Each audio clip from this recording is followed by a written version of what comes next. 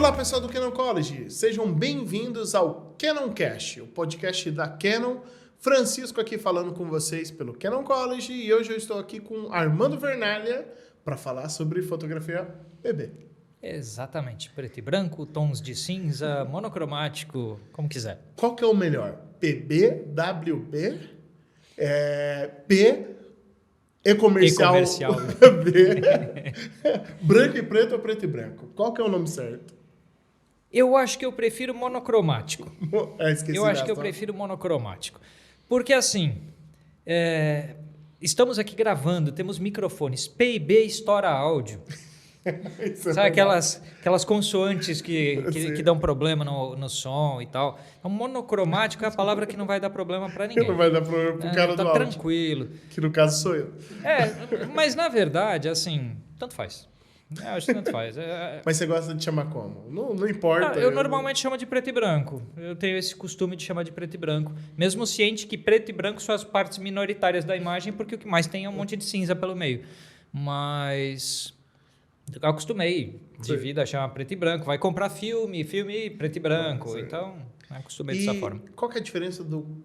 Assim, vai parecer idiota a pergunta, mas qual que é a diferença entre colorido e preto e branco? Se eu falar ausência de cor ou a presença de cor... Não, mas é uma característica. Uma tem a ausência de cor e a outra tem cor.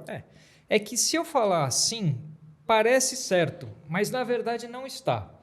Porque o preto e branco é um processo de conversão das cores em tons de cinza. Isso em tempos digitais, né? Estamos falando dos nossos equipamentos. As câmeras têm lá diante dos seus sensores um filtro de uma matriz de pixels em vermelho, verde e azul. Então a gente está falando de uma captação de imagem colorida que vai ser convertida para tons de cinza. Então, o preto e branco, eu não poderia só chamar de ausência de cor, visto que a cor existia quando captado. Partindo, não sendo uma câmera adaptada, especial, monocromática, feita para assim ser, mas eu acho que o principal ponto, que é como eu gosto de definir preto e branco, independente de ser presença de cor, ausência de cor, é luz e sombra. É a imagem composta essencialmente por luz e sombra. E o desenho que a luz faz e o desenho da sombra. Eu acho que isso é mais interessante de pensar do que preto e branco, porque tudo que é iluminado tenderá ao caminho do branco, tudo que está na sombra tenderá ao caminho do preto. Então, preto e branco eu entendo mais como uma relação de luz e sombra do que essa ideia de ausência de cor. Sim. Só para todo mundo imaginar com a gente, imagina o seguinte, você tem o preto no infinito preto e você tem o branco no infinito branco. Entre o preto e o infinito branco, você vai diminuindo a luz do branco até ficar preto e do preto até ficar branco e você passa numa escala de cinza. Essa é a luz e sombra, né? Porque um lugar está muito escuro, outro lugar está muito claro e aí no meio fica acontecendo essa transição que no caso da cinza, certo? Se a gente imaginar, nós aqui sendo gravados, aconteceu a coincidência de ambos estarmos com camisetas pretas, que não são absolutamente pretas, né? Elas são cinza escuro, a gente já usou e lavou algumas vezes essas camisetas, então elas vão perdendo um pouco da densidade de sombra que elas tinham originalmente. E o microfone tem tons escuros, o tripé aqui também tem os tons claros. Então a gente tem um conjunto de informação monocromática aqui na cena entre nós, onde dá para as pessoas perceberem que existem tons de preto. Sim. Né? Então tons de preto que são esses cinzas muito escuros, existem tons de branco. Sim. Então aqui o mesmo. fundo, aqui a parede. E no preto e branco esse vermelho vai ser um determinado tom de cinza, ele vai ser convertido. Né? Inclusive se não tivesse cinza, essa cor aqui, a gente ia ficar muito preto e branco. E aqui, este vermelho aqui é um cinza médio 18%, que pode bater com cartão cinza aqui, que esse tomzinho de vermelho é o cinza médio. Sim. Até para fazer a brincadeira, a gente nunca faz isso no podcast, mas a gente vai deixar aqui uns 1 minuto preto e branco para vocês darem uma olhada, porque aí na hora da gente editar, a gente vai colocar todas as câmeras em algum momento, nesse 1 minuto, e aí vocês vão dar uma olhada aqui no meio, como vai ficar isso daqui, a minha calça azul, a calça dele azul, o tênis dele cinza. Eu vi quase o mais monocromático que eu consegui, só falhou a calça. E aí tudo aqui vai se transformar em PB, tá? Só para vocês verem, eu acho que já passou 1 minuto, volta colorido, volta ao mundo real, né? Mas PB é considerado surrealismo? Uma fotografia PB, Então, ela é considerada surreal? eu não sei se eu usaria o termo surrealismo, mas eu usaria o termo fantasia. Partindo do princípio que não é desta forma que a visão humana evoluiu.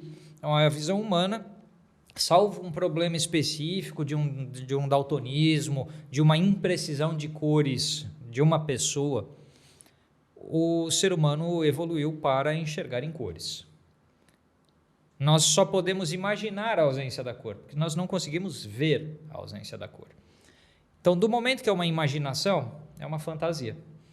E se eu adentraria no surrealismo, porque o surrealismo a gente vai ver se é como um movimento artístico, né?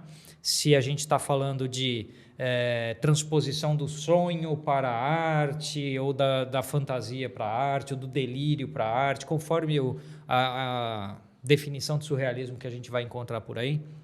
Então, eu não sei se eu usaria essa definição, mas que é uma fantasia que é já necessariamente uma interpretação da realidade vista, porque a realidade vista foi vista em cores. Então, você já está interpretando, você já está fantasiando sobre, você já está transformando, manipulando, alterando. A gente pode ir numa sequência de termos aqui, de tudo que a gente está tirando de uma imagem e adicionando camadas interpretativas por falar em preto e branco.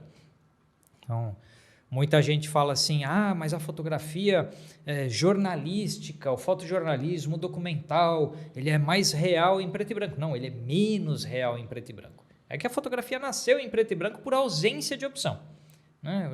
Nasce no filme em preto e branco porque foi o primeiro desenvolvido. Mas a realidade, ela tem cores.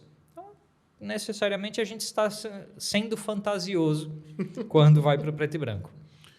Então, você faz muitas fotos fantasiosas. Sim. Por quê? De novo, naquela resposta curta, a gente pode falar assim, porque eu gosto. E eu acho que é a resposta mais sincera que alguém pode dar. Porque a partir daí a gente começa a elaborar um discurso.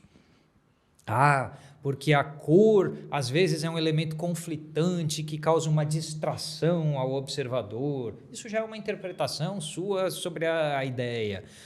Porque eu quero me concentrar no desenho formado, como se fosse a gravura, o lápis, o carvão, para fazer uma relação com a história da arte. Aí a gente vai empolando o discurso o máximo que a gente consegue, mas a verdade é que, por alguma razão, a gente olha para aquilo e gosta, e acha que tem um certo apreço estético. Depois a gente vai dar outros entendimentos.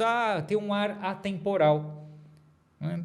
Porque a cor vai nascer na fotografia num dado momento, então se é preto e branco, você já põe uma carinha de antigo, talvez. Sim. Um ar atemporal, talvez, é uma interpretação possível.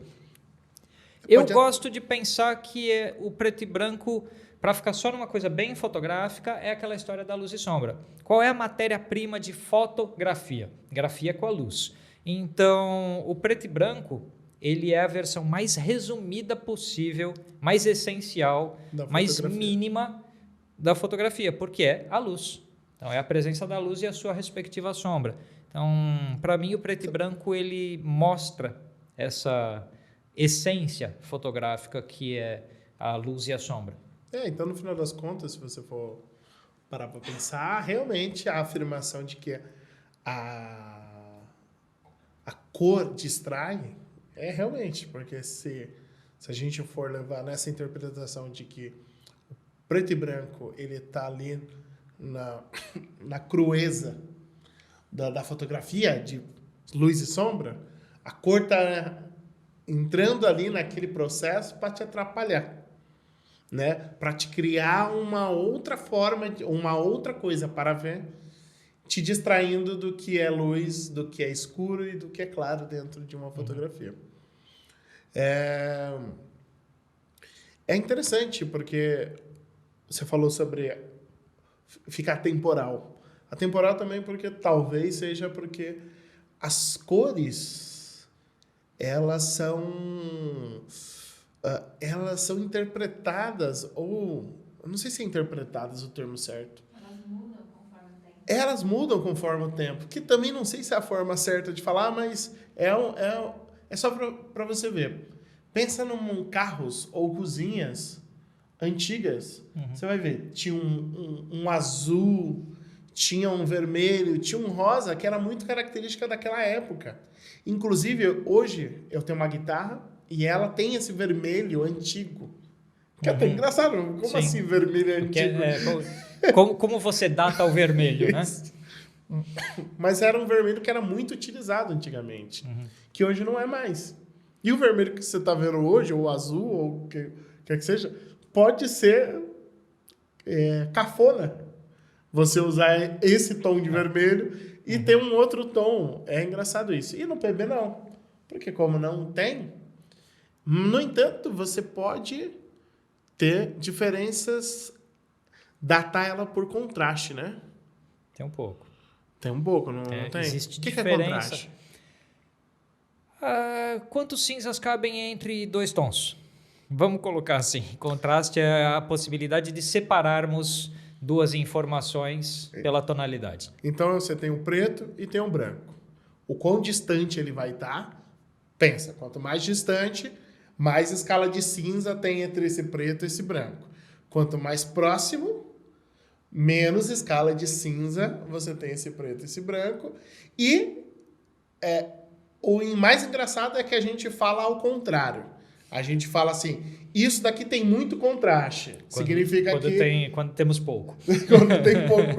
Quando tem pouca transição. Quando fala que tem muito contraste, é que a transição é longa.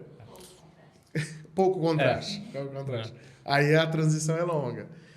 Mas isso pode datar, não pode? Porque tem um pouco. Existe uma diferença no quão preto era o preto máximo conforme a época, no quão branco e no quantos tons de cinza a gente tinha. Se a gente vai fugir da idade da maioria das pessoas que nos observam agora, tudo bem, mas o pessoal vai até o buscador da sua preferência na internet, o Google mesmo, e põe um nome que é o Ansel Adams. Foi um grande fotógrafo num período de tempo para um mundo mesmo da fotografia. O Ansel Adams ele é relevante e ele desenvolveu um negócio junto com um matemático chamado Fred Archer, que foi o sistema de zonas. Então, se a pessoa for lá ao buscador e escrever Ansel Adams, sistema de zonas, vai lá descobrir que este cara fez um estudo complexo para chegar em quantos tons de preto até branco eram possíveis, usando câmeras de grande formato, os melhores negativos disponíveis, o melhor processo de revelação que fosse possível, os melhores papéis, com tudo super controlado, super técnico, bem feito até não ter mais como. Ele conseguia 11 tons, 11 separações tonais, cada uma separando um ponto de exposição, né? Um valor de exposição, um EV, entre uma e outra. Então, do preto mais preto ao branco mais branco, você tinha um total de 11 pontos de exposição. Então, fecha um, fecha um, fecha um, fecha um, fechou 11, você saiu do branco até o preto. A câmera digital mais simplória dos dias de hoje tem 12 ou 13 pontos de exposição de alcance dinâmico. Ou seja, nós temos hoje mais gradações possíveis de cinza do que o Ansel Adams conseguiu nos sonhos mais selvagens dele. O melhor que ele conseguiu, sendo o cara que inventou a técnica, o melhor que ele conseguiu foram 11 pontos. E hoje, qualquer pessoa com bem pouca habilidade, tendo uma câmera de entrada de hoje, consegue 13. Então, assim, se você tinha 11 no melhor da técnica e hoje no equipamento de entrada você consegue 13, nós mudamos todo o registro de luz e sombra nesse período que existe do Ansel Adams para hoje. E assim o contraste mudou, a separação de tons mudou, a nitidez mudou. As imagens hoje são incrivelmente mais nítidas do que eram. E nitidez é uma forma de contraste, né? Que é o contraste entre as coisas pequenas, é a nitidez. Então, a forma como a gente pega uma imagem do Ansel Adams, de um Henri Cartier-Bresson, sei lá, de quem a gente quiser lá pelos anos 50, e hoje a imagem ficou mais nítida, com mais graduações de cinza possíveis, com uma intensidade de preto mais profundo, né? O preto mais preto hoje, porque a gente tem pigmento de impressora que chega mais preto do que a prata escurecia. A gente foi mais longe no que era possível tecnicamente com preto e branco. Sim, é interessante a gente falar o seguinte. Lightroom. Você usa o Lightroom, né?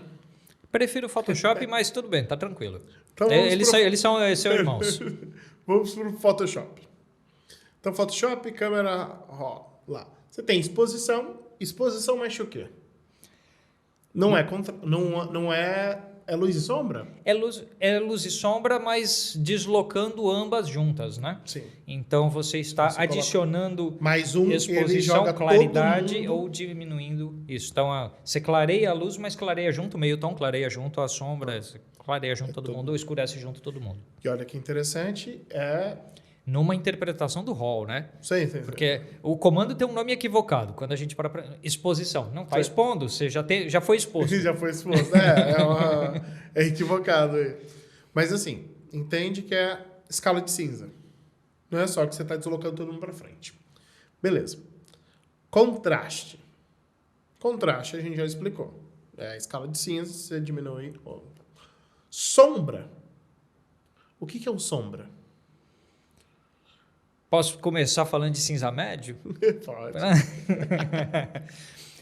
Todo mundo tem numa câmera fotográfica aquela régua fotométrica. Sim. Né? Então você tem lá mais 2 a menos 2 e um meio de régua fotométrica, né? O indicativo do fotômetro de uma câmera. Então se a gente pensar que aquele meinho daquela régua, ele representa um negócio chamado cinza médio, que é o nem branco nem preto. Está no meio do caminho. Cinza médio. Ele está entre o branco confunde as pessoas quando a gente chama cinza médio 18%, porque é 18% de reflexão que equivale a 50% de brilho. Está no meio da escala.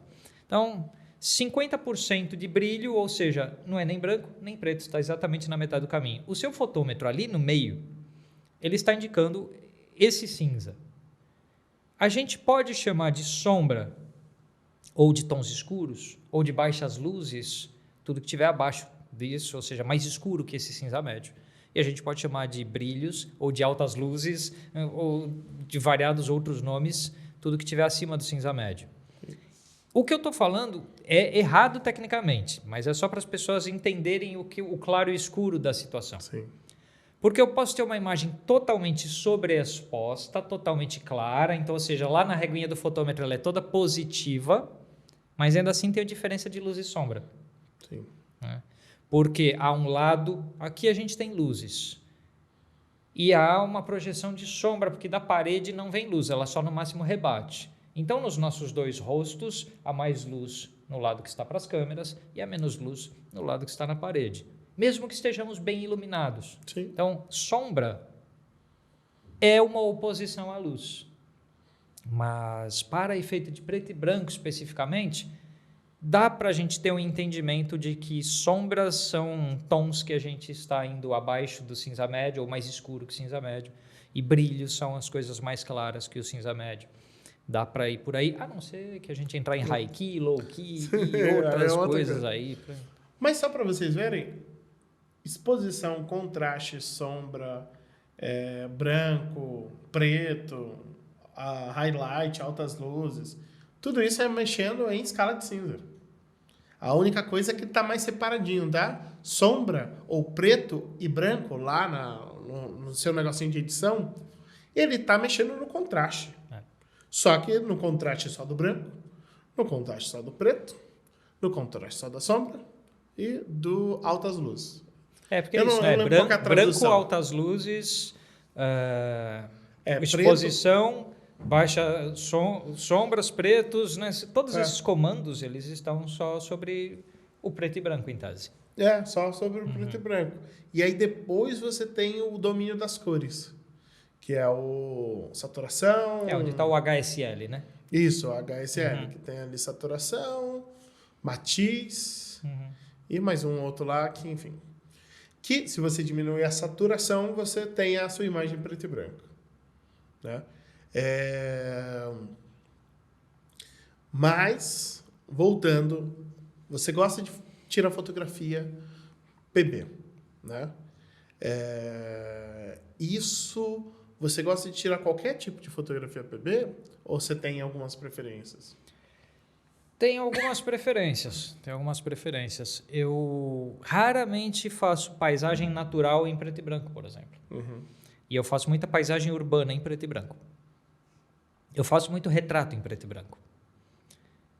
E eu acho que eu vou ficar nessa divisão aqui, porque foto comercial, num evento, numa foto de publicidade, foto de arquitetura para publicidade, são domínios da cor, geralmente. A publicidade, há muitos anos, ela está num desânimo com preto e branco, porque toda publicidade quer chamar a atenção. E, então, salvo alguns produtos muito caros, que aí eles acham que essa atemporalidade do preto e branco interessa na estética, salvo isso, a publicidade ela vem toda colorida, a arquitetura também. Então, comercialmente falando... Perfume usa bastante PB. Né? Porque justamente você quer criar essa história do atemporal, do eterno. Olha, isso aqui está acima das modas e tal. Então, o preto e branco dá essa aparência de uma perenidade para as coisas. Pode ser, ou não. Vai da interpretação de cada um. Mas, no meu trabalho autoral, em fotografia urbana, paisagem urbana, eu uso muito preto e branco. E em retratos eu tenho a tendência a preferir um retrato em preto e branco do que em cores. Seja autorretrato meu, seja eu retratando alguém. Por que natureza colorida e urbanismo PB? Pode ser uma crítica. Tipo, eu enxergo a natureza em cores e não gosto dela sem isso.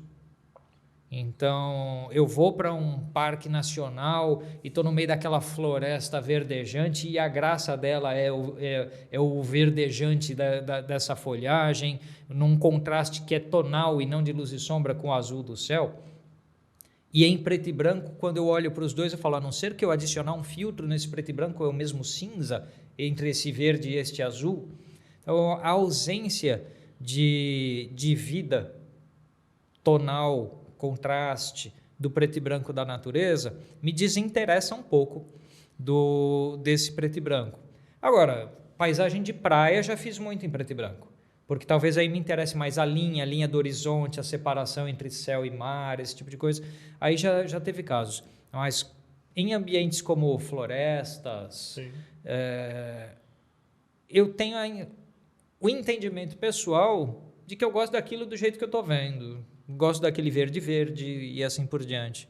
Então, o preto e branco parece não me interessar ali. Já a cidade, ela tem uns outros pontos. A cidade é linha desenhada pelo ser humano. Não existiria cidade sem o fato da gente ter criado esta coisa, esse aglomerado específico de linhas, desenhos, formas. Então, como a cidade ela é um desenho, ela é um projeto, ela é uma elaboração. Então, ela tem formas bem definidas, diferente da natureza, que tem o direito de ser mais caótica. O ser humano, ao talvez não sobreviver tão bem ao caos e querer organizar tudo com as suas janelas retangulares, portas retangulares, prédios retangulares e linhas que conectam isso, que são as ruas, avenidas e tudo mais, fez um grande de um desenho.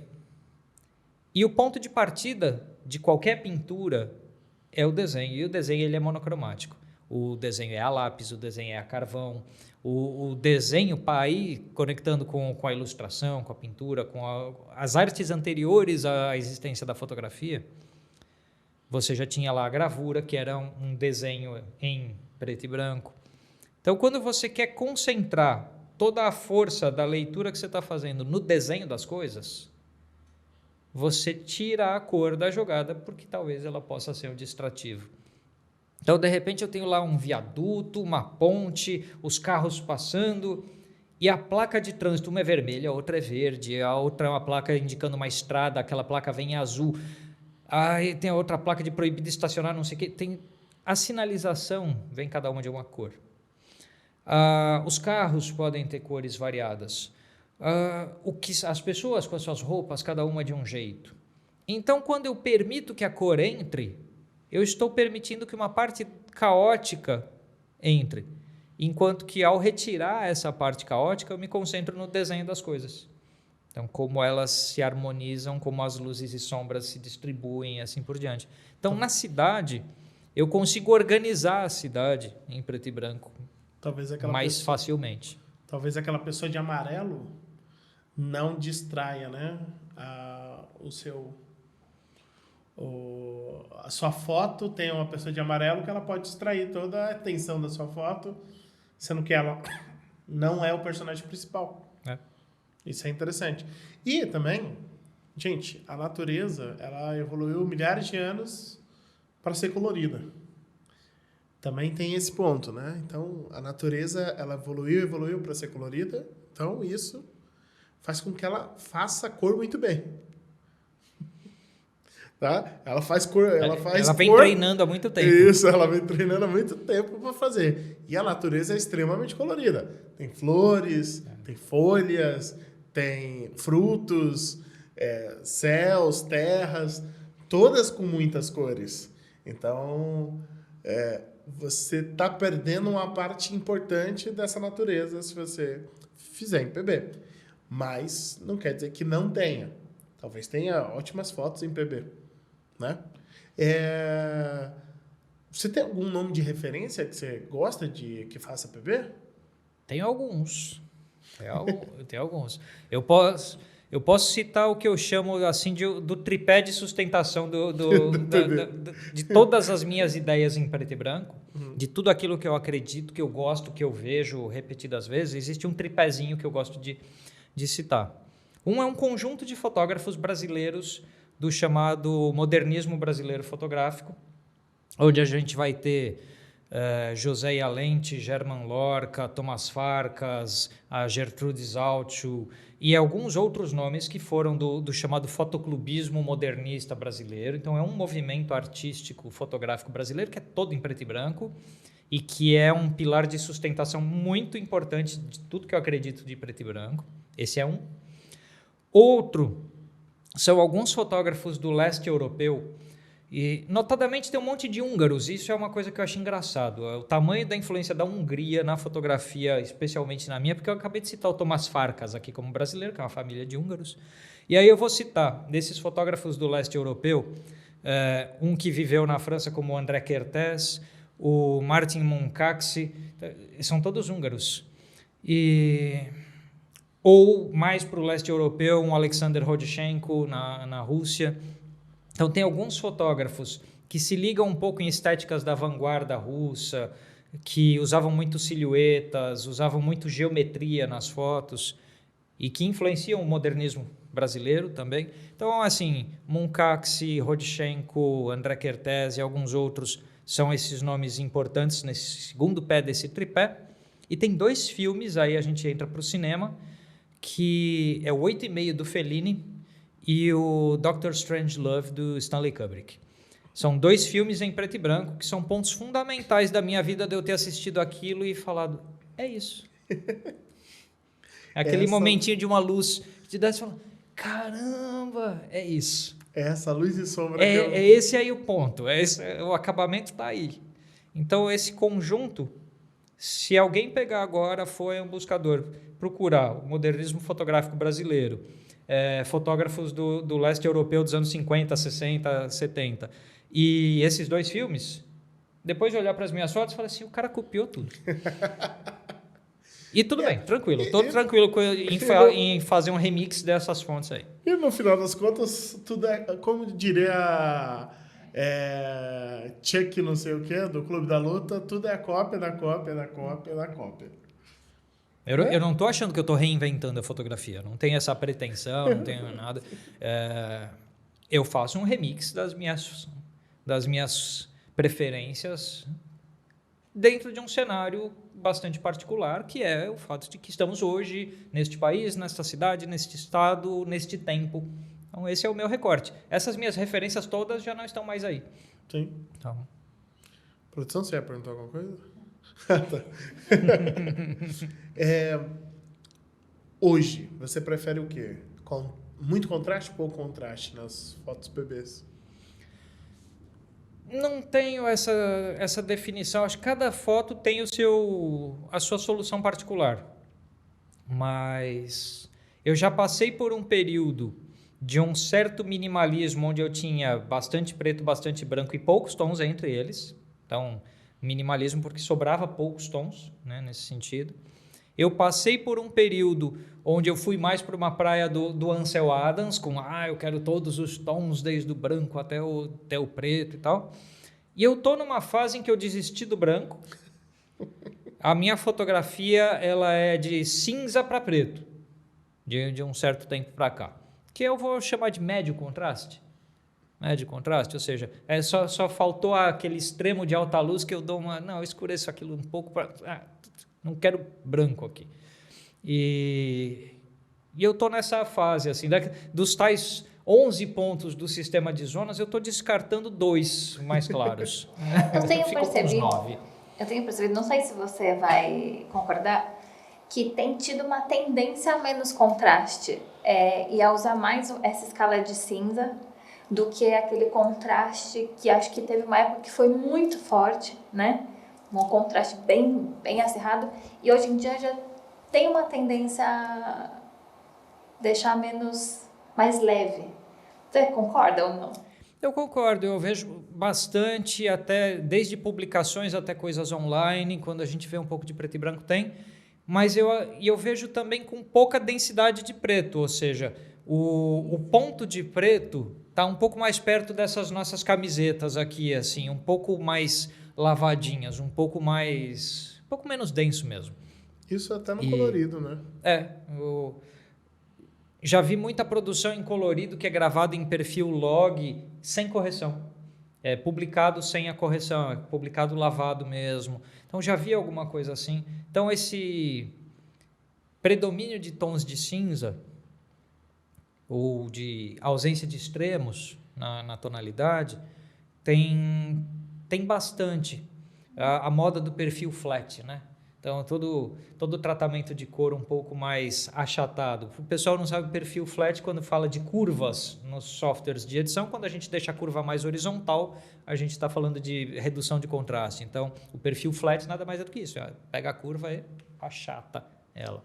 Deixa ela em linha, né? Cara, mas se você for ver, até se você coloca muito contraste, as pessoas estranham. Uhum. E até a cor, o pessoal está colocando bem pouco contraste. Diminuindo esse contraste, no caso, aumentando a escala de cinza para deixar muito mais tons ali e a imagem fica mais lavada. Isso tem muitos filtros de fotográficos que fazem isso. Até Instagram e tudo mais. Tem muita gente que tem que escolher ela mais fotinho que passou 20 anos no sol, sabe? Isso. Uma coisa que talvez explique ou justifique ou facilite um pouco é a ideia de que como a gente tem cada vez menos controle sobre onde as pessoas vão ver as imagens, porque é aquela história, tem gente que tem o delírio de controle sobre como o cliente, o público final vai ver a imagem. Sendo que você tem 200 mil marcas de smartphones, telas de computador, tablets e a luz da casa da pessoa e tudo para alterar o que está sendo visto. E dentro desse critério, essa imagem sem extremos é um pouco mais fácil dela chegar parecida para todo mundo. Então, quando eu não... Porque se eu tenho um vermelho puro, como é esse color block aqui da parede, que não tem degradê nenhum, é só esse vermelho, para ele chegar laranja, cor-de-rosa, violeta ou qualquer outra coisa, conforme a tela que as pessoas veem, é fácil. Então, se eu pegar e dar uma desbotada nisso aqui, e passa um pouco mais tranquilamente por qualquer dispositivo. Talvez seja isso. Ou é simplesmente a moda, porque a moda flutua com o tempo, vai. Estamos hoje revisitando uma fotografia dos anos 70 no colorido, que era fotografia de negativo e menos contrastada, menos saturada. É possível. E no preto e branco estamos revisitando os anos 50, quando a gente ainda não conseguia dar um preto total e o papel era amarelado. Então o que acontece é que você não tinha preto e branco, você tinha desde um cinzinha claro até um quase preto? Talvez. Sim, é uma boa teoria. É uma boa teoria de não ter controle. Então, se você fletar as coisas, deixar flat, você garante um pouco mais de uniformidade independente da mídia que ele escolher. Porque isso acontece. Dependendo de... se você tiver YouTube na sua TV, no seu celular, e você assistir o nosso podcast, você vai ver cada um vai dar uma cor diferente. Dá play ao mesmo tempo no seu notebook, no seu celular, na televisão e olha, as 3 telas juntas, elas não conversam. Sim, sim. A gente tem uma TV aqui que quando a gente vai fazer live, a gente transmite uma transmissão fechada para a gente ver como tá chegando, porque a TV mesmo, ela me dá outra exposição. Então, às vezes eu acho que tá boa a exposição, mas não tá. Porque ela me dá outra exposição e mesmo se você configurar, ela ainda fica com uma exposição estranhíssima. E aí a gente tem que transmitir para o notebook, aí dá uma olhada no notebook e no celular para ver na exposição que está na TV. Tem que ser mais um ou menos um para ficar boa. Nas televisões atuais tem um negócio que muita gente esquece que tem. Você muda os modos de cor, lá tem o modo cinema, o modo esportes, sabe? Tem os modos da televisão. Dependendo da cor, tem azul que vira verde, tem roxo que vira azul, e assim vai. Sim. Começa a ficar complicado. Gerenciamento de cor no ano 2022 aqui tá difícil. Gerenciamento de cor tá complicado. Então, realmente. E o PB vai te ajudar muito. Porque... Lógico que pode ter uma diferença, porque o balanço de branco... Como é que o balanço de branco... Porque balanço de branco, para quem não sabe, é a correção de tom frio para tom quente, para tentar um equilibrar o outro e chegar no zero. Tá? Na prática é luzes amarelas, luzes azuladas, que um tenta corrigir o outro na vida real, né? Normalmente as luzes são amareladas, as luzes são azuladas. Mas tem a verde, não sei, enfim... Mas o normal é assim, você compra a luz, ela é mais azulada. Você compra a luz, ela é mais amarelada. E aí, quando você usa o balanço de branco, ele joga ao contrário da cor que existe para tentar um anular o outro e chegar no branco. Tá? Mas ele altera o PB. Sim. Por quê? Porque a gente tem uma captura em colorido acontecendo. Então, antes de converter essa imagem para preto e branco, a gente tem uma captura em colorido acontecendo. Então, o que acontece... é que se eu desloco todo o meu balanço de branco em direção a uma imagem amarela, quando eu vou para o meu programa favorito de edição, seja lá ele qual for, e converto isso para preto e branco, eu estou dizendo que amarelo, que é o que ficou a imagem, que tons de cinza isso corresponde. E se eu peguei e fiz outra coisa, e o balanço de branco todo azul, sendo que o balanço de branco é reativo à luz que está. Então, a imagem captada azulada é diferente da imagem captada amarelada, porque está reagindo à luz. Dentro dessa, eu tenho 2 imagens diferentes em cores que geram 2 preto e brancos diferentes. E eu ainda tenho no preto e branco a história dos filtros de cor aplicados a preto e branco, que hoje em software são simulações disso, e em filme a gente punha um filtro óptico na frente da lente para controlar a cor da entrada da luz. Isso muita gente não sabe hoje, porque não tem essa vivência, mas você pegava um filtro verde ou azul ou vermelho ou amarelo e punha na frente e falava, mas você está fotografando em preto e branco, por que você pôs esse filtro vermelho na sua lente? Porque ele vai alterar a luz que entra, alterando a luz que entra, o registro do preto e branco é diferente. Então, esse aspecto permanece hoje. Então, como o balanço de branco altera a cor, altera o preto e branco. Eu não sei como é que está no Photoshop, mas agora o Lightroom, ele aumentou os perfis de cor. perfil de cores, não sei qual que é o plural certo. Se A fala gente pode perfil falar de presets.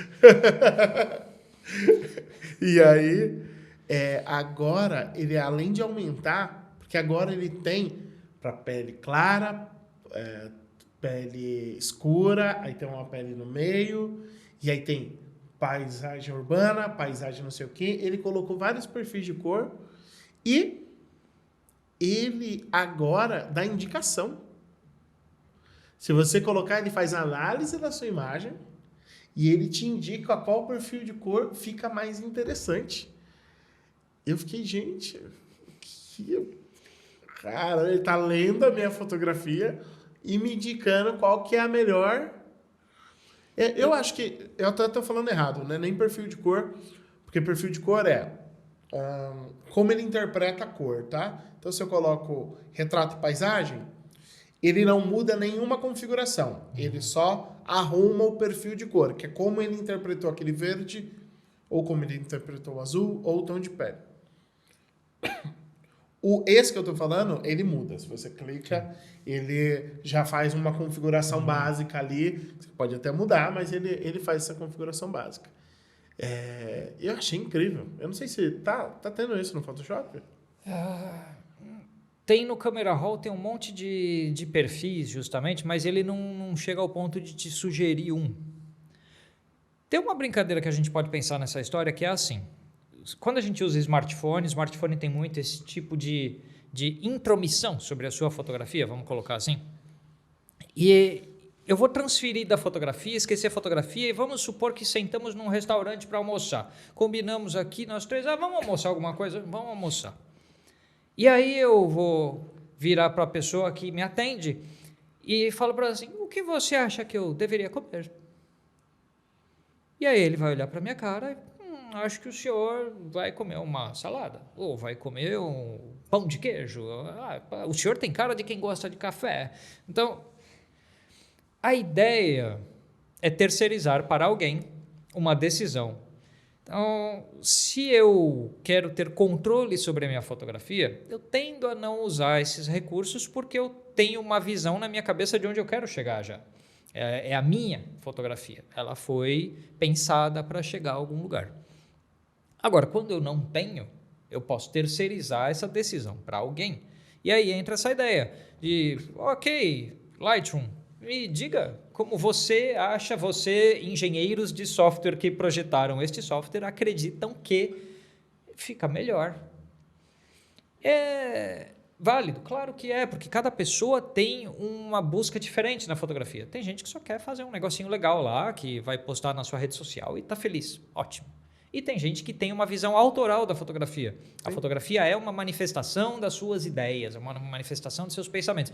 A pessoa cuja ideia e pensamento se manifesta pela fotografia, ela tende a não querer terceirizar as decisões para um automatismo qualquer. Né? Ou às vezes ela até tem a questão autoral dela, ela só não tem facilidade com edições e cores. E ela tem a ideia da concepção, do enquadramento e afins, mas ela não consegue raciocinar a edição e tudo mais. Mas aí é o famoso corre atrás, né? Nada que um pouquinho de pesquisa não resolva. Isso é verdade. Isso é verdade. No mundo que a gente vive com internet, com acesso à informação... Tem o canal do Armando, né? Tem lá no meu canal. Eu tenho um curso de fotografia em preto e branco, inclusive, com Photoshop, Lightroom e tudo isso para preto e branco. Então, no mundo que a gente vive hoje com acesso tão facilitado de informação, se a pessoa fala assim, eu não sei fazer um preto e branco sobre essa foto, não é mais do que meia hora buscando na internet que você já não vai ter juntado 40 tutoriais no seu assistir mais tarde. O pior que é verdade, porque quando a gente quer fazer qualquer coisa, uma vinhetinha que a gente não sabe, é só colocar. Texto sumindo tal coisa. Aí tem lá, mesmo que você não saiba, não sei mexer no software. Segue o tutorial. Porque tem lá, nesse menu faz isso, nesse menu faz aquilo, você vai acompanhando. Nem que fique uma cópia, mas você vai conseguir fazer e vai funcionar. Você executa. Você não sabe direito, mas você consegue executar. Ali um tempo, você pesquisar mais um pouco, estudar mais um pouco. Então é por isso? Pronto. Né? Aí vai do interesse de cada um estudar ou não, pesquisar ou não, se aprofundar ou não. Também é uma Sim. liberdade de cada um. A pessoa pode ficar perfeitamente feliz com o preset, que é, tal fotógrafo na internet, sei lá, vende, disponibiliza, empresta o preset, a pessoa pegou aquilo, aplicou na foto dela e ficou feliz. Perfeito. Ela se conectou com aquela pessoa que ela admira e assim faz o resultado. Outra pesquisou horas de métodos, processos e não sei o quê, resolveu fazer hoje um daguerreótipo, né, e tal. Legal também. Legal Sim. também. E eu acho que, só antes da gente continuar, acho muito interessante essa ideia de emprego de uma pessoa que ficar te indicando as coisas. Acho que a gente devia investir numa consultoria de falar assim, mano, hoje você vai comer um frango grelhado porque é pra você isso hoje. É só a pessoa Porque não aí pedir você- exame de sangue antes. Porque aí a pessoa vai começar a te moldar. Nutricionalmente. Que uma coisa, se você quer isso, você contrata nutricionista de Isso. boa, tá tranquilo. Porque ela vai fazer isso por você. Na Tem verdade, até aplicativo já. Não, na verdade, esse daqui é para te eximir da responsabilidade de escolhas. Hoje você vai correr 10 quilômetros porque eu acho que é para hoje. Entendeu? Voltando para coisa totalmente inútil. Dando uma derivada, né? Não vamos cortar isso, tá? Produção, tem pergunta? Ah, tá. A produção tá com a cara de quem quer entrar na conversa, mas...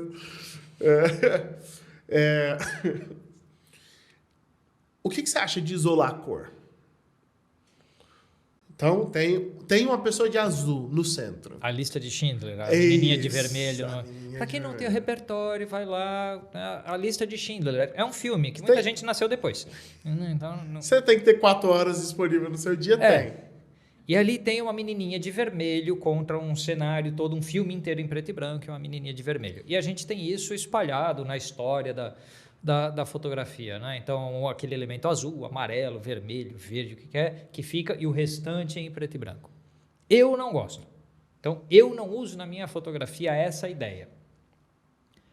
Porque se eu quiser destacar um elemento de cor, olha, essa roupa amarela dessa pessoa é tão legal, eu vou em colorido fazer isso, numa imagem colorida, onde se dessatura um pouco, desilumina, se é que existe essa palavra, um pouco o restante das cores, enquanto ilumina e satura mais aquele objeto. E em colorido aquilo vai chamar atenção muita. Se eu pego, sei lá, um grande fotógrafo em colorido que é o Steve McCurry. Quando a gente olha as fotos de Steve McCurry, você sabe pelo contraste tonal, o fundo é azul e a pessoa passando está de laranja, que é cor complementar. O Steve McCurry usa muito cor complementar no trabalho dele. Então você quer destacar um vermelho, o fundo é verde. Você quer destacar o verde, o fundo é vermelho. Então você tem elementos na cor, no trabalho de cor, de teoria de cor, de história da arte da cor, para destacar a cor. O preto e branco com a corzinha boiando ali é um direito, de novo, não estou aqui para dizer para as pessoas o que elas têm que fazer com a foto delas, porque aí é delas, não é minha. Então eu não tenho nada a ver com isso. Eu apenas não gosto para mim. Eu acho que aquela corzinha boiando no meio do preto e branco não se sustenta numa estética que eu aprecie. Então eu apenas não gosto. Visualmente eu olho e falo, eu acho que dava para ter feito em preto e branco e clarei esse pedacinho e ia chamar atenção do mesmo jeito. Para mim é assim. Então eu gosto do preto e branco. Preto e branco. Eu gosto do colorido, colorido. E eu normalmente não jogo os dois juntos. E o único momento que eu jogo essa espécie de mistura é um tratamento de cor que a gente chama de bleach bypass, que vem do filme, vem do cinema, da revelação de negativo de cinema, quando você pulava um dos químicos que era o branqueador, que é o bleach, o alvejante, né? Então o tal do bleach bypass ignora o alvejante, pula ele, tira da revelação do filme, e o filme, como ele vai sobrar com o sais de prata na película, então você não lavou, não teve a limpeza do sais de prata, o sais de prata numa película é uma imagem preto e branco, enquanto que os acopladores de cor no filme são a parte colorida. Então você vai ter uma imagem preto e branco e uma colorida juntas quando você faz o tal do bleach bypass, o que dá um tipo de contraste, de brilho específico para uma imagem. E eu faço uma simulação disso. Foi muito moda em fotografia publicitária uma época, então a gente usava uma camada de preto e branco, de tratamento de preto e branco sobre uma imagem colorida para, sei lá, ressaltar o carro numa fotografia de carro, porque os metais ressaltavam bem dessa forma. Ali é um momento em que eu falo, ok, vamos casar preto e branco e colorido, mas não é uma cor, é a imagem inteira com essa mescla uma por cima da outra. Mas é muito do mercado publicitário isso aí. Sim, sim. Teve na moda uma época aí, nem sei se está agora. Mas é interessante, porque também teve na moda essa questão da cor ser destacada, né? Teve um período que não ia ter uma foto de casamento em que não tivesse as mãos em preto e branco com a aliança dourada, por exemplo, ou com um buquê vermelho, ou uma maquiagem. Aconteceu bastante isso. Inclusive, algumas câmeras vinham com... Acho que da Canon não, mas de outras marcas tinha. Com filtrinho, né? Para automatizar isso aí. Isso, para automatizar. Eu já tive câmeras de outras marcas que tinha lá de amarelo, azul e vermelho. E aí ele fazia... E assim, ele já era meio que no próprio estilo de imagem dos caras, tinha isso. E era uma escolha. Você fazia e vê se achava interessante, se não achava, mas... Como você simula isso hoje em dia? Se o objeto já está numa determinada cor, que existe a possibilidade de a gente fazer máscaras, Photoshop, máscaras, e aí você, na área da máscara, a cor é preservada, na área externa, a máscara, você aplica a conversão de preto e branco, é uma ideia. Se só aquele elemento tem aquela cor, se você, no HSL do Photoshop, no Hue Saturation Lightness, você tira a saturação de todas as cores menos aquela. Então, ao zerar as saturações, você deixou uma. Então, só tem vermelho num elemento, que nem aqui. Se a gente fizer isto aqui, a gente consegue deixar a imagem inteira em preto e branco e sobrar esse vermelho. Mas isso não é o que você chamou de bleach bypass? Não, bleach bypass eu não estou isolando uma cor. Então, isso que eu queria saber, como você simula aí O bleach bypass, você... Vou entrar num tecnicismo photoshoptico, tá? Um pouquinho. Tem as camadas de ajuste no Photoshop, né? Os layers de ajuste. O primeiro layer que a gente põe sobre uma imagem é um layer de saturação, onde a gente vai saturar mais a imagem, vai deixar ela com uma cor mais viva, mais gritante, mais berrante mesmo. E em seguida você vai pôr um layer de ajuste de preto e branco. Esse layer de preto e branco, ele acabou de cobrir a imagem anterior. Você tem a opacidade da camada de ajuste. Você reduz a opacidade da camada de ajuste e aí aquela imagem super saturada de baixo começa a aparecer mesclada com o preto e branco. Então, a junção dessas duas camadas dá o efeito do bleach bypass no Photoshop. Nem foi tão técnico. Acho que o pessoal conseguiu entender. Foi fácil. Muita gente que usa o Lightroom não está acostumado com as camadas. Com a camada, Então, como camada de ajuste é um recurso do Photoshop, então... só para quem não entendeu, imagina que você tem uma foto física e você colocou em cima da sua mesa. E aí você pega uma camada de ajuste, que é vamos dizer que é um papel celofane preto e branco, e você coloca por cima da foto e ela fica preto e branco. E aí você no Photoshop tem a possibilidade de aumentar a transparência dessa superfície, e aí ela vai interagindo não, ela vai se mostrando mais ou se mostrando menos até o ponto de não se mostrar nada. Mas é interessante, você super satura, preto branqueia e vai fundindo uma a outra. E aí até dá um efeito interessante. E aí você pode fazer, inclusive, com essa camada de saturação que você deixou, você faz um pouco de diferencial nas cores. Então, você tira mais um pouco de alguma cor do que de outra, que é isso que se fazia no mercado automobilístico. Você bota um carro, sei lá, que é azul, e aí deixa o azul super saturado sobressair e apaga um pouco da cidade que está em volta do carro. Para que ele se destaque. Tem que fazer isso, porque o azul não é uma cor... A não ser que seja, uma cor vintage. Um azul vintage. Aquele azul geladeira. Aquele azul geladeira. Específico. Inclusive, eu amo guitarras dessa cor. A moda dos carros hoje... Azul, vermelha, sabe? Sherry. A moda dos carros hoje é um tom de cinza, que é esse azul geladeira sem saturação. É exatamente aquele azul em preto e branco. Será que a gente vai começar a voltar essas cores? Imagina, voltar a ter carros... Por que não? Carros... aquele tom de Brasília, qual que era? Não era amarelo gema de ovo, azul geladeira, verde azeitona. E tem o Sherry, né? Que é o vermelho... Eu não sei o nome em português, eu só sei o nome em inglês, que a pessoa chama de Sherry, né? Também nem sei se é isso. Mas vocês estão entendendo. Ou não. Ou não. E tudo bem também. Tudo bem também. Às vezes também não é para entender, é só para sentir. Entendeu? Aposto que você lê Shakespeare, você não entende tudo que ele está falando, mas você sente com vontade o que ele está falando, né? Pois é isso, não é? A gente pode ir em Camões, mesmo que está em português. Isso. E o entendimento é complexo. O entendimento é complexo. Você acha que o PB é supervalorizado? Eu não acho nem que super, nem que subvalorizado. O preto e branco tem uma... Aí eu vou pegar uma opinião que não é minha. Deixa eu só completar um negocinho que é assim, supervalorizado no quesito, tipo... Às vezes a fotografia nem é tão bonita assim.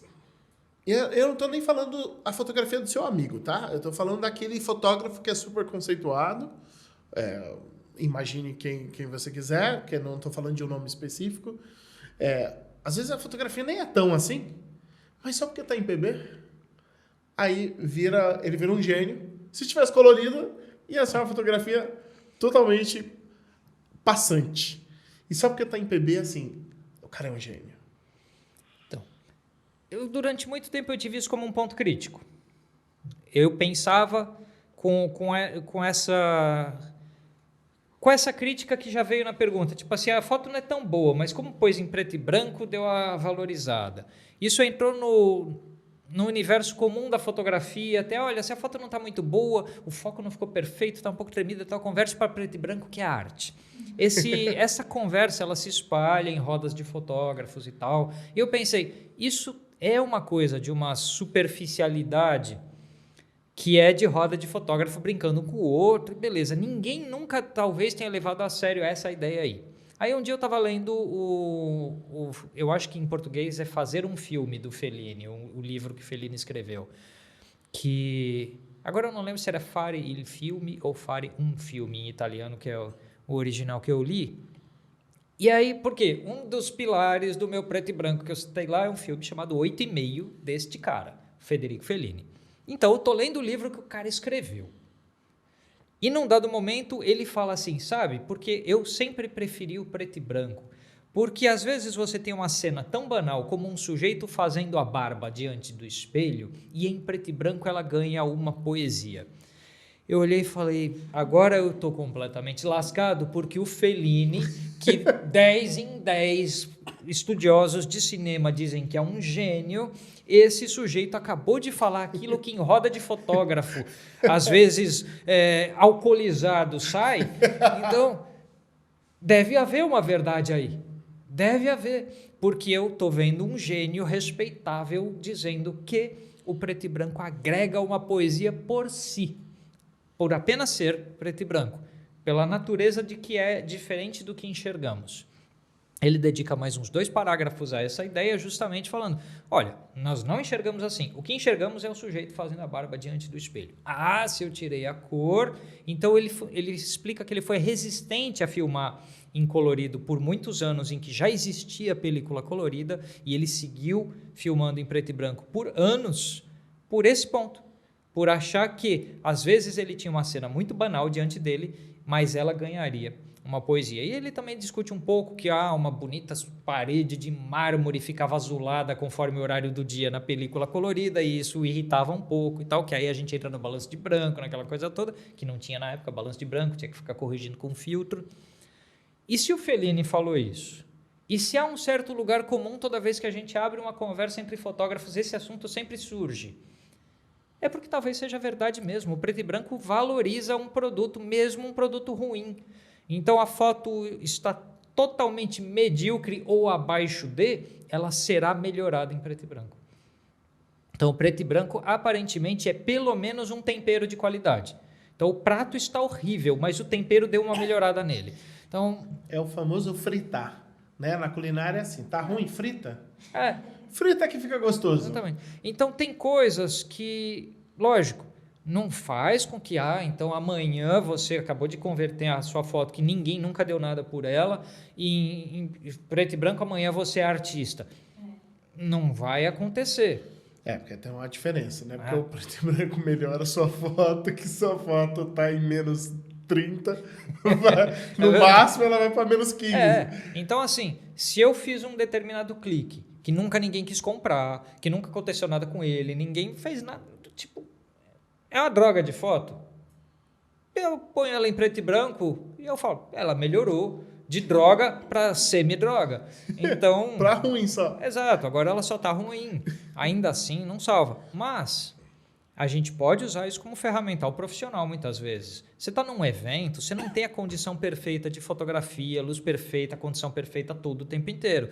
Então vai ter foto que vai vir abaixo do ideal. Vai ter foto que você teve que jogar o ISO lá em cima e veio com um determinado tanto de ruído de imagem. Vai ter foto que por lugar estava escuro, então você já não tem luz, então as pessoas estão dançando e você fala, agora a foto ficou um pouco tremida, porque eu estou no limite do meu diafragma, do meu tempo de exposição, do meu ISO. O preto e branco vai te ajudar a dar uma encapadinha melhor nesses defeitos, nesses problemas. O ruído de imagem é perfeitamente aceitável como granulação em preto e branco e muita gente não gosta dele em colorido. E em preto e branco ele está na história da arte, nos filmes e tal, daquela textura granulada. Então tudo bem. Então o preto e branco ele te cria, nem que seja única e exclusivamente como facilitador desses momentos difíceis, uma possibilidade estética aceitável numa situação que, do contrário, ficaria horrível. Então, por que não? É um recurso profissional, tá aí para ser usado também. Testa, vê se sua fotografia aumenta mais 15%. Né? Uma coisa é a sua fotografia tá 85%, aí você coloca esse preto e branco e vira 100%. Outra coisa, ela tá muito baixa e o preto e branco não vai salvar. Então, não é que as pessoas tenham que se apoiar nisso como solução de suas vidas, carreiras, ou, sei lá, estilo artístico, não é isso. Mas é uma ferramenta, como toda ferramenta pode ser estudada, pode ser usada, pode ser aproveitada. Mas olha, às vezes até se apoia. Eu, uma época, estudei sobre fotografia de parto. E são ambientes muito escuros. E às vezes você tem aquela famosa péssima cena que é luz azulada com luz amarela, que depois a foto, né, vai ficar toda horrorosa, você não consegue nem ajustar no balanço de branco. Preto e branco, reparem, fotografia de parto A maioria é tudo preto e branco, que resolve a vida. E existe uma questão na fotografia de parto com o sangue. Sim. Existem pessoas que têm uma dificuldade de observar o sangue, que passam, tem gente que passa mal ao ver um ferimento, ver um sangue, tem gente que desmaia. Então, você resolve uma dificuldade, né, interpretativa, um possível choque, uma coisa assim, você resolve. Então, por que não também? Sim. Quando você fotografa, tem que fotografar com a cabeça de preto e branco ou a cabeça é igual? Tem horas para. Você já Cada uma das sabe ideias. quando você vai transformar aquela fotografia em preto e branco, sabe, né? Sim. Quando eu clico, tem cenas e ideias e coisas que estão na minha frente. Às vezes, agora em tempos de câmeras mirrorless, eu já tenho criado o costume de deixar o estilo de imagem monocromático para enxergar previamente em preto e branco. Que na DSLR o visor é ótico, então você está vendo a realidade como ela se apresenta. Mas durante um tempo eu acostumei a sair de casa com a ideia de hoje farei preto e branco, hoje farei cores, trabalharei com a cabeça focada nessas hipóteses. E começava a acontecer necessariamente o fato de que eu me distraía desse propósito em muitas situações. Porque eu saí para fotografar em preto e branco, mas aconteceu de uma cena em cores interessantíssima aparecer na minha frente e vice-versa. E eu parei com essa ideia de, não, eu tenho que decidir antes o que eu quero com esta imagem, e passei a buscar a ideia de harmonia que pudesse ser universal. Eu tenho tido essa, que por hora é só uma pretensão, de achar essas cenas que funcionam dos dois jeitos. Desde que bem trabalhadas para uma coisa e outra, ou que muda horas de tratamento para um lado e para o outro daquela foto, ou muda um pouco o ângulo, a coisa que eu cliquei, para que essa é a versão colorida dessa história, essa é a versão preta e branca dessa história. E até passei a fazer uma brincadeira em redes sociais com as pessoas, falando assim, eu cheguei nesses dois resultados aqui que para mim são igualmente bons. E aí, vocês preferem qual? E tem amplos debates, às vezes, nos comentários de rede social sobre o que a galera prefere. Então, eu não tenho mais saído para fotografar com a ideia de que eu farei um específico. Mas, geralmente, na hora em que eu cliquei, eu sei como eu irei preferir aquilo. Então, mesmo que eu esteja enxergando em colorido, com a câmera em colorido, tudo e tal, eu sei na hora do clique que aquela foto será destinada ao preto e branco. Então, tem momentos que eu sei quando pode as duas, quando pode só a cor e quando pode só o preto e branco. Mas isso nasce num instantezinho que você está apertando o botão e ciente de que isso vai acontecer. Eu não saio mais com o projeto de casa de vou fazer todas as fotos do dia de hoje desse jeito, porque eu estava ficando maluco com essa ideia. Mas na hora do clique eu sei que aquela lá está indo para o tratamento de preto e branco, ou aquela lá vai ser colorida, ou aquela vai ser as duas coisas. Ela terá essa possibilidade múltipla de existência. E aí, a gente tem duas possibilidades comerciais às vezes, numa foto. Porque o colorido vende melhor em bancos de imagem, o preto e branco vende melhor para fine art e decoração. Então, às vezes, uma mesma imagem ganha dois públicos. Então, Sim, tem razão. O preto e branco talvez tenha públicos...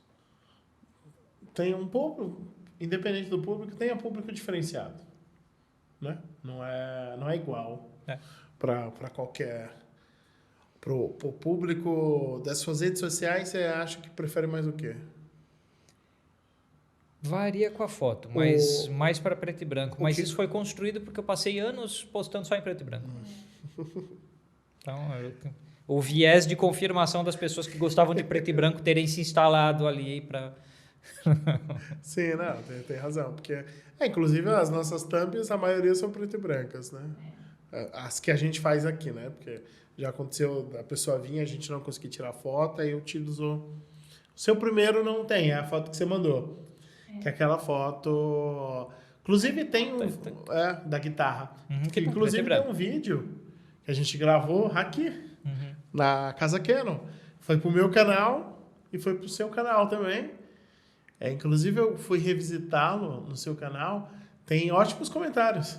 Achei bom. Tem ótimos comentários. O pessoal fala, gostei das indagações, gostei como o Armando respondeu, porque procurem lá. Como é que tá? Sabe como é que tá no seu canal? O título que tá...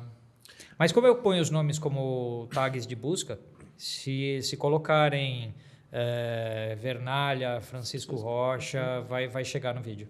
Que é um vídeo que a gente tinha um projeto aqui, talvez a gente volte, mas era um vídeo de provocações.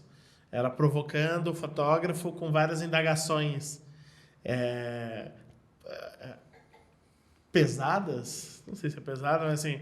O pessoal em casa talvez vai fantasiar que é extremamente polêmica. Não chega a tal grau de... Não chega, mas é perguntando o que você acha que é arte, se você faz arte, então são coisas que pode ser que o Armando, ou o fotógrafo que a gente fez, os fotógrafos e os artistas que a gente fez, nunca tinha parado para ser confrontado. Essa é a palavra. Sim. Confrontado. É um programa de confronto. Né? Vai perguntando, confrontando a visão do artista. Procurem lá, é bem legal. E ele é PB. Inclusive, ele é PB também. Você acha que redes sociais, fora a sua, elas gostam de cores? Sim. Cores sempre vai... A cor prevalece em quase tudo que é da comunicação hoje. A comunicação de redes sociais ela foi moldada pela linguagem publicitária. Então, uma derivação da linguagem publicitária é o fato de que o ser humano normal, não ator, atriz, modelo de publicidade, nada, o ser humano normal ganhou a vitrine de si próprio nas redes sociais. Então, através do selfie, da autoimagem, da propaganda de si próprio, as pessoas passaram a consumir e se espelhar no discurso publicitário. Sim. Então, todo mundo sorri mais na rede social, é mais feliz na rede social, que é como a propaganda, a publicidade, aquele comercial de margarina, ninguém está ali brigando, discutindo de mau humor um com o outro. Não, é uma família feliz 100% do tempo, e assim vai. Então, essa autoimagem super positiva, super feliz, que a publicidade vendeu por décadas, ela foi assimilada pelas pessoas que, ao fazerem a propaganda de si próprias, vão fazer conforme o mercado publicitário. E como o mercado publicitário é em cores, cores alegres, cores vibrantes, cores bonitas, o mundo das redes sociais, ele vem do mundo, ele é um subproduto do mercado publicitário. Só existe rede social porque existe publicidade circulando na rede social, senão não tem porque é disso que vive a rede social, é daí que vai o dinheiro da rede social, é da publicidade. Então, ela é um subproduto publicitário, portanto, ela vai em cores como a publicidade vai. Sim, conversar com o outro. Armando, qual que é a sua rede social? Qualquer coisa que a pessoa puser meu nome no buscador. Porque no YouTube, meu canal no YouTube é Armando Vernalha Júnior. No Instagram, Armando Vernalha Júnior. No Behance, Armando Vernalha Júnior. Não tenho mais Twitter, não tinha mais paciência para Twitter. Estou até no LinkedIn, Armando Vernalha Júnior, mas também não tenho muita paciência para o LinkedIn, não. Mas está lá. Tá lá. As mesmas coisas que eu posto numa rede, eu posto nas outras. Então, se o pessoal me seguir no Instagram e no YouTube, vai achar tudo ali, porque estão as fotos em um e estão os vídeos em outro. Então, colocando meu nome, vai me achar em tudo quanto é lugar. Legal. E você tem um curso de preto e branco, né? Uhum. Olha que beleza. Então, você que ouviu todo esse papo de preto e branco aí, você vai ter um curso preto e branco. Como é que é esse curso aí? Eu passo por preto e branco direto da câmera, então o estilo de imagem, o picture style, né, conforme o menu da pessoa está em qual língua, enfim, o estilo de imagem de preto e branco. Então, o preto e branco direto da câmera, para foto e para vídeo. O preto e branco através do Photoshop e do Lightroom, em 4 ou 5 caminhos diferentes, conforme a complexidade. Eu separei em fotos fáceis, fotos complexas, quando precisa ou não de camadas de ajuste. Então, tem um conjunto de situações de tratamento de imagem que a pessoa, se não usa nem Lightroom, nem Photoshop. Eu tenho alunos desse curso, tenho 500 e alguns alunos no curso, que usam outros softwares e que aproveitam o curso do mesmo jeito. E é isso, é como pegar... As configurações são... Porque muda o nome do comando, mas as coisas existem em todos os programas. E tem gente que vai usar um programa no smartphone, e que tem lá os mesmos comandos, as mesmas coisas. Se você entrar na edição do Instagram, ele tem os mesmos, ou a maioria dos comandos que você tem no Lightroom. Exatamente. Então, tem muito disso que está no meu curso. É um curso rápido, a pessoa consegue fazer ele inteiro em um dia, né? Se quiser maratonar, dá para fazer em um dia. E que põe algumas coisas que eu acredito em preto e branco, com grande ênfase em paisagem urbana, justamente, mas tem também uma parte de retrato, tom de pele e assim vai. E que tá bacana. Não é querer falar, mas tá bacana. Tá bacana. E se a pessoa é do mundo colorido e quiser ir para o mundo preto e branco, qual que é a dica que a gente dá para ela? Faça. Comece. Clique. Comece. Mas mais importante do que isso é... Veja o que fizeram antes de você nisso. Então, quando eu citei aquele tripé de sustentação do meu preto e branco, eu citei 2 filmes, 3, 4 fotógrafos brasileiros, 3, 4 de um tipo de escola estética lá do leste europeu. Eu posso citar o Henri Cartier-Bresson, eu posso citar o Sebastião Salgado, eu posso sair colocando um monte de gente boa nessa conversa que de alguma maneira influenciaram para que eu chegasse aonde eu estou com esse meu preto e branco de hoje. Então ele não veio do nada. Então se eu puder dar uma recomendação para as pessoas, é assim, não se influencie pelo Armando Vernalha. acaba de pegar esses nomes que esse sujeito acabou de citar e vai na fonte. Vai saber quem foi o Ansel Adams, vai saber quem foi Henri Cartier-Bresson, quem foi aqui no Brasil, Tomás Farkas, Germán Lorca, José Ialente, Gaspar Gasparian, Gertrudes Altschul, todos os modernistas brasileiros, que é um movimento sensacional. Teve uma exposição espetacular sobre modernismo brasileiro no MoMA, em Nova York. A gente pode fazer melhor que isso. Sim. A gente pode valorizar quem são os nossos grandes. Vai lá na exposição do Sebastião. Nesse momento em que gravamos, a exposição do Sebastião Salgado está disponível aqui em São Paulo para ser visitada. Vai lá. Então, vê o que as pessoas conseguem fazer em preto e branco. E aí pensa, poxa, tem muita coisa que dá para fazer com isso. E muita coisa para eu tomar de referência. E a partir daí, pega essas ideias e vai para a batalha, né? Vai para a briga. Isso é verdade. Então, teste, cliquem, pegue sua câmera, se você não é da edição, tem o estilo de imagem. Procura lá, procura na internet, procura no YouTube, você consegue mexer no estilo de imagem. Além do preto e branco, você ainda consegue colocar contraste, tirar contraste. Tem umas opções lá muito legais, então dá uma olhada que você vai conseguir fazer. Independente da marca da sua câmera. E talvez no celular, essas coisas, você também consiga fazer tudo isso. Ou até mesmo joga tira foto. Se você é uma pessoa do Instagram, coloca no Instagram e coloca para editar a foto. Ele vai te dar tudo que a gente falou. Sombra, preto, highlights, luzes e não sei o quê. Tem tudo lá, pode até estar com outro nome. Mas faz a mesma coisa, tira a saturação e brinca lá para você ver até... para você ver se você gosta ou não gosta. Faz várias edições de preto e branco e dá uma olhada e vê qual que você acha mais interessante. Né? Até porque o preto e branco é fantasia. Como eu falei. Então, a pessoa nem precisa se preocupar demais com será que isto aqui tá bom, não tá bom? A experimentação para chegar onde gostar é totalmente livre, porque já não é o que você vê mesmo, então tá bom. E no final das contas, fotografia é fantasia. Você acabou de congelar um momento para sempre. Que não existe na vida real. Ele não existe mais, acabou, já foi. Isso. Então, no final das contas, você está brincando sempre com imaginação. Então, teste. Preto e branco é uma forma de você testar, como o Armando falou. Já que ele não existe na vida real, ele não tem nem parâmetro para você ficar se apegando. Então, testa com muito contraste, com pouco contraste, com muita luz, com pouca luz. Faz que nem o Armando, joga a luz embora e fica só com o médio pro escuro. É um jeito de fazer. Ou deixa o escuro de lado, fica só com luz e médio. Ou deixa todo mundo no médio. Faça do jeito que você achar melhor.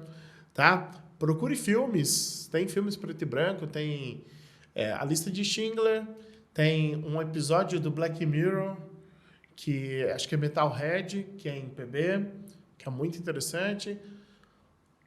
Tem o Sal da Terra do Salgado. Tem o Sal da Terra do Salgado. Que aí já está ao mesmo tempo, né? Vendo o filme e falando de fotografia, então... Tem aquele filme esqueci o nome dele. Que, na verdade, é um filme novo, só que eles fizeram 4x3 em preto e branco. Um cara na torre. Eu esqueci. O cara que faz o Vampiro do Crepúsculo. Faz o novo Batman. Esqueci, como é que é o nome do ator que faz o novo Batman? É o Robert Pattinson. Isso. Tem um filme dele em PB, muito bom. Procurem, é bem interessante. É o 1900 Não? Não lembro o nome do filme. Ele fica numa torre. Só você colocar Robert Pattinson, ou novo Batman, filme PB, que com certeza o Google vai achar. O Google é inteligente. É bem interessante o filme. Tem vários filmes em PB, para você que é do vídeo, né?